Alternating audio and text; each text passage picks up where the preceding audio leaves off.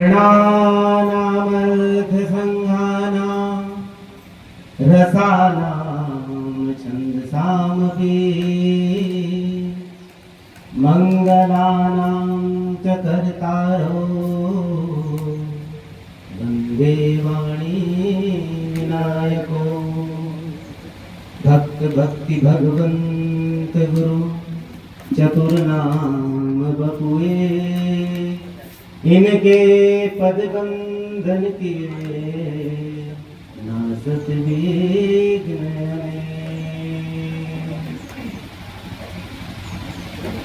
तो समय कम है और आप सभी जो मानस के श्रोतागण हैं, बंधुगण हैं, माताएं हैं, आप सभी के हृदय में भगवान तत्व को जान करके सिया राम में सब जग जानी करूं प्रणाम जोड़ी। आप सभी को कोटि कोटि प्रणाम है। हनुमान जी के चरित्र के लिए जो तो हनुमान जी का चरित्र मानस में कहा नहीं, बाल कांड से लेकर के उत्तर कांड तक और 20 मिनट का समय, फिर भी समय अभाव के कारण कुछ कुछ प्रसंगों को छूते जाएंगे और जिसमें ज्ञान भक्ति और सेवा का भाव है हनुमत लला, वह भाव हम आज इस मानस मंच पर प्रसंगों के द्वारा, कुछ प्रसंगों के द्वारा जो अनछुए प्रसंग हैं, उन प्रसंगों के द्वारा भगवान के चरित्र को जानने का प्रयास करेंगे। हनुमान अर्थात जीवन में जो सबसे बहुमूल्य, जो जीवन में जो सबसे बहुमूल्य चीज है वह बहुत सस्ती है, और देखेंगे जो बहुत ही मूल्यवान है वो बहुत महंगी है। सोना चांदी हीरा मोती जो भी बहुमूल्य धातु हैं वे बहुमूल्य हैं, और जीवन में जो सबसे सस्ती चीज है, क्या वो बहुमूल्य धातु हमारे जीवन के लिए सार्थक है? वो बहुमूल्य धातु हमारे पास यदि नहीं रहेगी तो क्या हम जी नहीं पाएंगे? जी सकते हैं, किंतु जिसका मोल नहीं है, अन्न, आदमी अन्न के बिना 2 दिन 4 दिन 5 दिन रह सकता है, जल के बिना 1 दिन, कई जने निर्जला एकादशी करते हैं 1 दिन, सुलभ है जल, अन्न सुलभ है, अन्न से ज्यादा सुलभ क्या है? जल है, और जल से भी ज्यादा सुलभ चीज है वायु। वायु सुलभ है, सर्वत्र वायु है, किंतु वायु मूल्यवान है क्या? और वायु के बिना यह शरीर एक क्षण भी रह सकता है? किंचित मात्र भी एक क्षण रह सकता? नहीं रह सकता। तो वही वायु तत्व है पवन पुत्र हनुमान। पवन सुत हनुमान एक साधक के लिए भगवान से मिलने का माध्यम है हनुमान, और जब तक हनुमान जी की कृपा नहीं होगी तब तक भगवान की भक्ति प्राप्त नहीं होगी। तो एक साधक के लिए हनुमान परम आवश्यक है। गोस्वामी बाबा ने विनय पत्रिका में बहुत अच्छा भाव लिखा है। क्या लिखा है? मंगल मूर्ति मारुति नंदन सकल अमंगल मूल निकंदन। विनय पत्रिका में गोस्वामी बाबा ने हनुमान जी के लिए लिखा है मंगल मूर्ति मारुति, अच्छा सकल अमंगल मूल निकंदन, जितने भी अमंगल है उनको जड़ से खत्म करने का कार्य करते हैं हनुमान जी, जड़ से खत्म करते हैं हनुमान जी, मूल निकंदन जड़ से। अच्छा कोई व्याधि हो जाए, पीड़ा हो जाए, सर में दर्द हो रही है, आप एलोपैथिक डॉक्टर के पास जाइए, एलोपैथिक डॉक्टर आपको एक गोली देगा, गोली दे करके आपके मर्ज को बोलेगा सर दर्द है, गोली पर ठीक हो जाएगा, 2 दिन 4 दिन बाद पुनः फिर वही दर्द जाएगा। अगर किसी आयुर्वेद विशेषज्ञ के पास जाओ तो वह पहले आपकी नाड़ी देखेगा, नाड़ी देख करके बताएगा आपके उदर में विकार है जिसके कारण मल सड़ रहा है, मल सड़ने के कारण पेट में वायु, विषाक्त वायु बन रही, जिसके कारण क्या हो रहा है? आपके सर में दर्द हो रहा है। तो ऐसा इलाज करेंगे कि दोबारा फिर सर में दर्द होने की संभावना नहीं बनती है। तो भगवान के कार्य को संभालने वाले, भगवान के पास बुलाने, भगवान के पास हमको ले जाने वाले जो कार्य करते हैं वो कौन है? हनुमान जी लेकर के जाते हैं। यूं तो हनुमान जी मिलाने का कार्य किए हैं, वाहक देवता है, मिलाने का कार्य किए। भगवान तो मिले, सूर्पनखा को भी मिले, है ना? भगवान मिले, सबरी जी को भी मिले, केवट जी को भी मिले, सभी को मिले हैं। मिले, उनको मोक्ष प्रदान किया है, किंतु अपनाया किनको है? जिसको हनुमत लला ने मिलाया है। किनको किनको मिलाया? सुग्रीव जी को, सुग्रीव जी को मिलाया हनुमत लला ने, उनको सीधा सखा बना दिया। भगवान श्री रामचंद्र जी ने पूछे कि हनुमान, तुम जिसको चाहते हो उसको मेरा सखा बना देते हो, कोई दास भी तो बने, कोई तो दास मुझे बना, मेरे दास से सेवा को ग्रहण करे कोई तो, तुम सबको मेरे सखा बना देते हो। तो हनुमत लला बोलते हैं, प्रभु दास का जो पर्सनल हिस्सा जो है दास भाव का, वो मेरा है, मैं उसे स्वीकारता हूँ, मेरा है वो। उसी तरह सुग्रीव के बाद विभीषण जी को भी हनुमत लला मिला। जाकर के लंका में जब देखा, सब सोने वाले, इसीलिए सोने की लंका, सब सोने वाले, कुंभकर्ण सो रहा है, विभीषण जी सो रहे, सब सोने वाले, सोने की लंका। किंतु जगाना किसका सार्थक है? जिसको संत जगाए। कुंभकर्ण को जगाया किसने? कुंभकर्ण यानी कुमति को जगाया किसने? रावण नामक कुसंग ने कुंभकर्ण को जगाया। और सुमति कौन थे? विभीषण जी। विभीषण जी को किसने जगाया? सुमति विभीषण जी को जगाया संत रूपी हनुमान जी ने, संत रूपी हनुमान जी ने जगाया। तो जागना सार्थक तभी है ना? संत कहते हैं, ऐसा जगा दो कि फिर सो न पाऊं, ऐसा जगा दो कि फिर सो न पाऊं, है ना? हे नाथ, हे ज्ञानी नाम अगण्यम, हे हनुमत लला, ऐसा जगा दो कि फिर सो न पाऊं, निर्भिमानी बनकर प्रेमी अपने आप को बनाऊं, निर्भिमानी बनकर प्रेमी अपने आप को बनाऊं, मुझे निर्भिमानी बना दो, दारिद्र हर लो, दानी बना दो। और क्या कहते हैं हनुमान जी? देना सिखा दो, है ना? दानी बना दो, हे नाथ ऐसा मुझे बना दो। तो यह कार्य करते हैं हनुमान जी, भगवान के पास मिलाने का कार्य करते हैं। 5 प्रकार से भगवान के पास संबंध बनाते हैं, 5 प्रकार का संबंध होता है। यह 5 संबंध कौन कौन सा संबंध है? एक है शांत भाव से भगवान के पास संबंध बनाना, शांत भाव, जिसको ऋषि आदि मुनियों ने, नारद आदि मुनि ने शांत भाव से भगवान को जपा, भजा, शांत भाव से भगवान को माना, है ना? दूसरा है सख्य भाव, अभी बताया, जैसे सुग्रीव, विभीषण जी, सुदामा जी, कितने चरित्र मिल जाएंगे जिसने भगवान को अपनाया सखा के भाव से, अपने मित्र के भाव से अपनाया। उसी से एक है माधुरी भाव से भगवान को अपनाया जा सकता है, मधुरता, माधुरी भाव अर्थात जैसे गोपियों ने अपनाया, भगवान कृष्ण की लीला में गोपियों ने भगवान को साक्षात अपनाया। और एक है वात्सल्य भाव से जैसे दशरथ जी ने भगवान को अपनाया, प्रेम किया, है ना? दशरथ जी ने किया, कौशल्या माता ने किया, नंदन ने किया, यशोदा जी ने किया। ये है वात्सल्य भाव। और एक है दास्य भाव से जैसे केवल एक नाम आता है, दास्य भाव से भगवान को किसने अपनाया?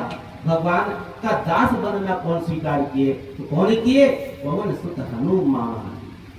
ये है दास्य भाव, उनका ही नाम आता है दास्य भाव में, अन्य में सबका नाम आएगा, दास्य भाव में केवल आएगा एक हनुमत लला का।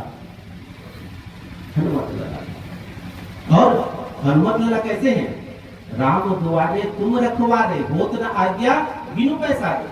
भगवान राम के द्वारे पर रहते हैं, द्वारे पर दाईं ओर रहते हैं, पीछे प्रतिमा छाया प्रति लगी हुई दाईं ओर रहती है। इसलिए भगवान के, कृष्ण के या रामचंद्र जी के या विष्णु भगवान के कोई भी विग्रह आप दर्शन करने जाइए तो उनको तिरछा होकर दर्शन करना पड़ता है, बाईं ओर होकर के दर्शन कीजिए, क्योंकि सामने अगर दर्शन करेंगे तो एक अपराध होता है गरुड़ अपराध, क्योंकि भगवान विष्णु के द्वार पर गरुड़ जी का वास होता है, द्वार पर होता है हनुमान महाप्रभु, हनुमत लला रहते हैं। तो जब भी दर्शन कीजिए तिरछा होकर के भगवान का दर्शन कीजिए, यह अपराध भी नहीं होगा। जब भी अपना काज बनाना होता है हमें, तो हम क्या करते हैं, मान लो आपको अपने बात प्रधानमंत्री जी के पास पहुंचानी है, तो प्रधानमंत्री जी के पास पहुंचाने के लिए अगर आपके उसके पीए से बनती है तो निश्चित रूप से आपका काज अच्छे से निपट जाएगा, अच्छे से काम बन जाएगा। और पीए से ही ना बने तो काज बने क्या, प्रधानमंत्री से मिलने का अवसर मिले क्या?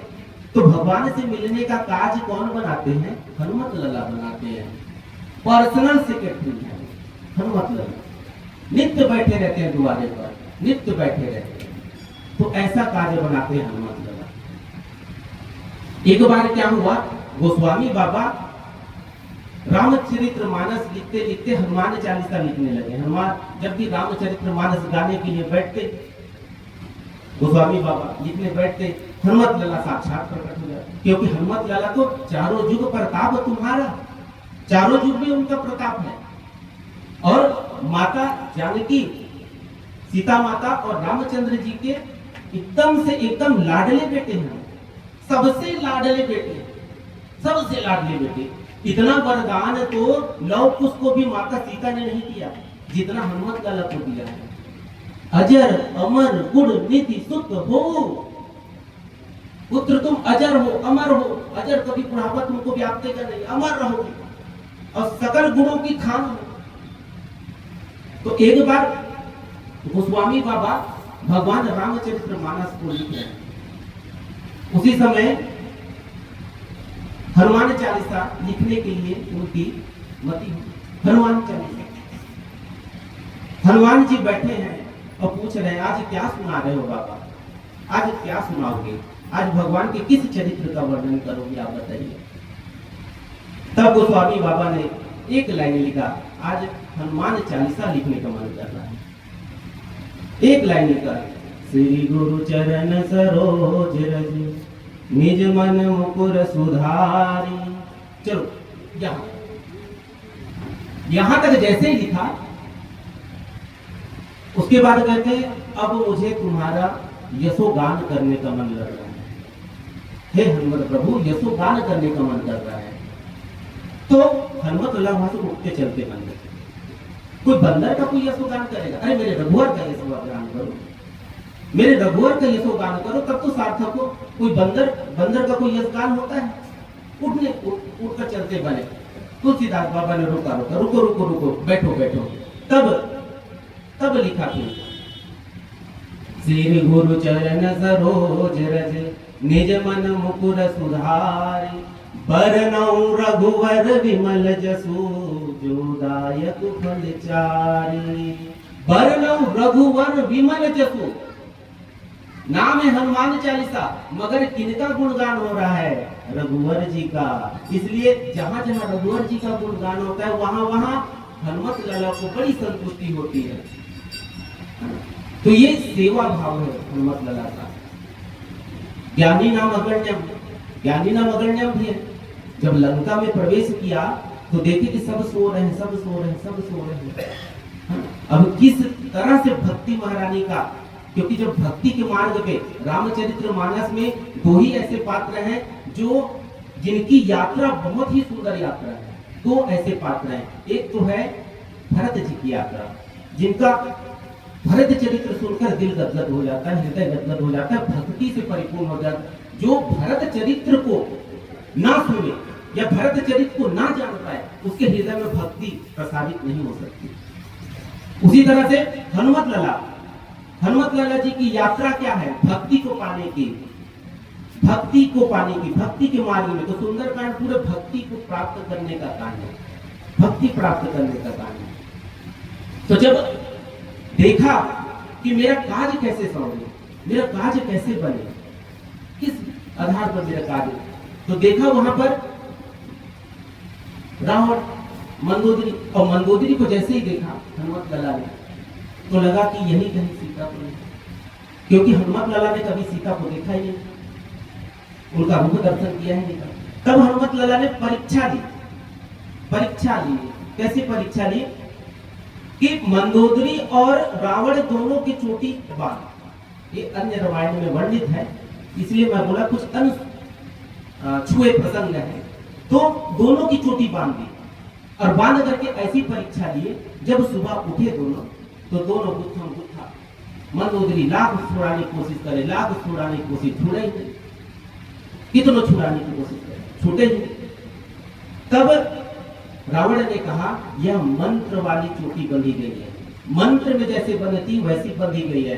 तो मंदोदरी ने कहा आप तो बहुत बड़े तंत्र मंत्र टोटके वाले हो, मंत्र पढ़ो खोलो। तो इसको खोलने का बस एक ही तरीका है। क्या तरीका है? एक ही तरीका है, जिसके साथ बंध जाता है वो जो सबसे छोटे उम्र में रहता है वो बड़े उम्र को चाटा मारे तो चोटी खुल जाए। जब मंदोदरी को ऐसा मिला, सौभाग्य, बहुत इधर उधर किए हो, राक्षसी प्रवृत्ति, मारी दो चार चाटा, रावण को चोटी खुल गई। तो समझ गए हनुमान जी कि ये इनके साथ की है, राक्षसी है ना? दूसरा, जब और खोजने गए तो मंदिर प्रतिकत दोधा, मंदिर सभी मंदिर को देख रहे हैं, मंदिर राक्षसों के भवन को मंदिर। तो संत जन बताते हैं राक्षसों के मंदिर घर को मंदिर क्यों कहा? क्योंकि वो जो महल था वो मंदिर सदृश दिखता था, मगर मंदिर सदृश होते हुए भी अंदर क्या होता था? मांस मदिरा का पान, विलासिता के जीवन, ऐसे जीते थे। इसलिए बाहर से मंदिर। उसके बाद विभीषण के जब पास पहुंचे तब देखा कि ये विभीषण सही में संत है कि नहीं है। इसकी परीक्षा लेने के लिए विभीषण के पास जब भोर में पहुंचे हनुमत लाला, तब परीक्षा लेने के लिए देखे कि अगर ये सही में संत होगा तो राम नाम कहेगा, और संत नहीं होगा तो क्या कहेगा? चाय कहेगा। सुबह उठते ही कई लोगों की आदत है चाय। तो परीक्षा ली, और जैसे ही राम कही सुमिरन किन्ना, राम नाम का सुमिरन करने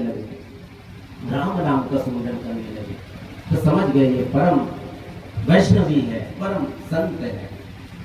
बालकांड की चौपाई में, बालकांड की जितनी चौपाई है उसमें ऐसा नहीं हनुमान जी का भगवान से संयोग ना हुआ हो। बालकांड में कुछ रामायण में ऐसा भी बताया गया है कि बालकांड में भी जब भगवान की बाल लीला चल रही थी तो हनुमान जी भी उस बाल लीला का उपभोग करने के लिए शंकर भगवान को अपना गुरु बना करके, निमित्त बना करके वहां गए हुए थे। और जब भगवान वहां पर थे, अब जब बाल लीला भगवान कर रहे हैं, उस समय हनुमान जी बड़े भाव के साथ जब लक्ष्मण जी, शत्रुघ्न जी ला के उनको लड्डू पवाते, भोजन खिलाते, फल खिलाते, तो हनुमत लाला बिल्कुल नहीं चखते, एक दाना नहीं खाते।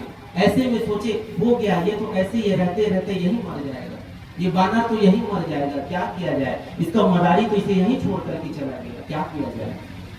जब ऐसा विचार आया तब वशिष्ठ जी को बुलाया गया। वशिष्ठ जी ने बताया ये हनुमान है, परम वैष्णवी है, ये अमनिया नहीं खाता, ये जब तक भगवान के मुख में भगवान को अर्पण नहीं किया जाए तब तक यह ग्रहण नहीं करता। और तो और जितने भी देवी देवता हैं, शंकर भगवान है, दुर्गा माता है, जितने भी देवी देवता हैं, वो बिना भगवान को अर्पण किए भोजन ग्रहण नहीं करते, परम वैष्णवी। तो भगवान को सीधे जहाँ जहाँ हनुमान की मूर्ति स्थापित है वहां सीधे भगवान को भोजन नहीं पाया जाता, नहीं दिया जाता। पहले कृष्ण अर्पण अस्तु कहा जाता है। ब्राह्मण को दक्षिणा भी सीधे नहीं दिया जाता है, पहले क्या कहा जाता है? दक्षिणा देने से पहले कृष्ण अर्पणम अस्तु, ये भगवान का है, फिर ब्राह्मण पाता है, फिर भगवान पाते, अन्य देवी देवता पाते हैं, है ना। पीली बत्ती क्या संकेत हो चुका है, कहने के लिए तो बहुत कुछ है। और जिस कुछ सारगर्भित बात को, जिस खीर के भाग को भगवान ने अपने अवतार का निमित्त बनाया था, जिस खीर के भाग को भगवान ने अपने अवतार का निमित्त बनाया था, उसी खीर के भाग को हनुमत लाला ने भी अपने अवतार का निमित्त बनाया। कथा प्रसंगों में आती है, कथा प्रसंगों में आती है जब सुमित्रा देवी के हाथ में जब खीर का भाग दिया गया था, है ना, तो एक सर्वचला नाम का जो चील था वह खीर के भाग को लेकर के उड़ चला और उड़ते उड़ते ऐसे जगह गया जहां पे अंजना माता हाथ पसारे भगवान के नाम का जप कर रही थी। भगवान शंकर के नाम का जप कर रही थी और वह जो खीर का पात्र था गिरा, दोने के समेत उनके हाथ में गिरा, दोने के समेत उनके हाथ में गिरा। और कुछ भाग जो चील के मुख में अन्न का लगा, जिससे उसका परम कल्याण हो गया, क्योंकि उसको श्राप था ब्रह्मा जी का कि तू चील की योनि प्राप्त करेगी। वह एक अप्सरा थी, श्राप लगा था। तो जब सुमित्रा देवी के हाथ से वह खीर का पात्र चला गया, खीर का दोना चला गया, तब उस खीर के दोने को माता अंजना ने सहर्ष स्वीकार किया, जिससे हनुमत लला गर्भ में आए, हनुमत लला गर्भ में आए। और सुमित्रा मैया के हाथ में तो खीर नहीं था, तब कौशल्या माता ने अपने में का आधा भाग दिया, जिससे लक्ष्मण जी उत्पन्न हुए। और कैकेयी माता ने अपने भाग में से आधा भाग सुमित्रा देवी को दिया, जिसमें से ऐसे दो उत्पन्न हुए। तब माता सुमित्रा ने कहा कि आपने मुझे अपने भाग में का अपना आशीर्वाद मुझे प्रदान किया है। मैं आप लोगों को निश्चित रूप से यह विश्वास देती हूँ कि मेरे दोनों पुत्र आप दोनों के पुत्रों की सेवा में सदैव लगे रहेंगे और आप दोनों की सेवा में मैं सदैव लगे रहूंगी, सदैव लगे रहूंगी। तो देखिएगा, राम जी के साथ लक्ष्मण, है ना, भरत जी के साथ शत्रुघ्न, दोनों लगे रहते हैं। इस प्रकार से भगवान जिस प्रसाद को अपने अवतार के लिए निमित्त बनाते हैं, उसी प्रसाद को हनुमत लला भी अपने निमित्त। फिर वानर रूप क्यों धारा, वानर रूप ही क्यों लेना था? जब पता चला विप्रधेनु सुर संत, है ना, 4 प्रकार के पुरुषार्थ, विप्रधेनु संत, सुर संत, विप्र अर्थात धर्म, धेनु अर्थात अर्थ, है ना, और सुर यानी काम, और सुर और संत अर्थात मोक्ष। ये 4 प्रकार के पुरुषार्थ की रक्षा करने के लिए भगवान ने यहाँ अवतार लिया है, भगवान ने यहाँ अवतरण लिया है। तब सोचे कि चलिए ठीक है, लाल बत्ती का संकेत, तो कहना तो बहुत कुछ था, भगवान की कथा अपरंपार है। तो इसी के साथ बोले सियावर रामचंद्र की जय, पवन सुत हनुमान की जय।